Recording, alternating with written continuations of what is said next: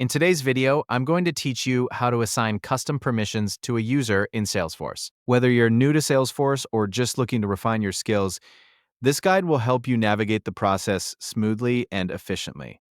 So, let's dive right in. First, we'll need to start from the Salesforce homepage. Once you're there, take a look at the upper right corner of your screen. You'll see a gear icon, which is a crucial part of navigating Salesforce settings. Go ahead and click on that gear icon. This will open up a menu with several options, and from there, you'll want to select Open Advanced Setup. This step is essential because it brings you to the area where you can manage more detailed settings within Salesforce. Now that you're in the Advanced Setup, direct your attention to the search bar located in the upper left corner. This search bar is your friend when it comes to quickly finding specific settings or options. Type in User into this search bar. As you type, you'll notice that Salesforce will start to filter options for you. Once User appears in the list, click on it.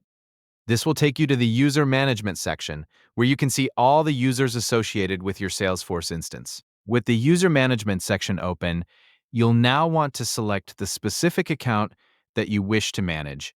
Clicking on the account will reveal the account details, including the permissions currently assigned to that user. This is where you can make adjustments and assign custom permissions as needed. Remember, when you're making changes to user permissions, it's important to have a clear understanding of what each permission entails.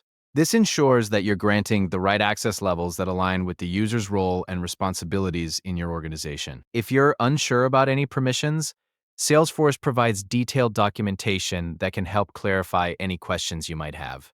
And there you have it. You've successfully navigated through the process of assigning custom permissions to a user in Salesforce. This skill is invaluable as it helps maintain control over who has access to what within your organization, ensuring data security and operational efficiency. Thanks for joining me today, and I hope you found this guide helpful. If you have any questions or need further clarification, feel free to leave a comment below. Don't forget to like and subscribe for more Salesforce tips and tutorials.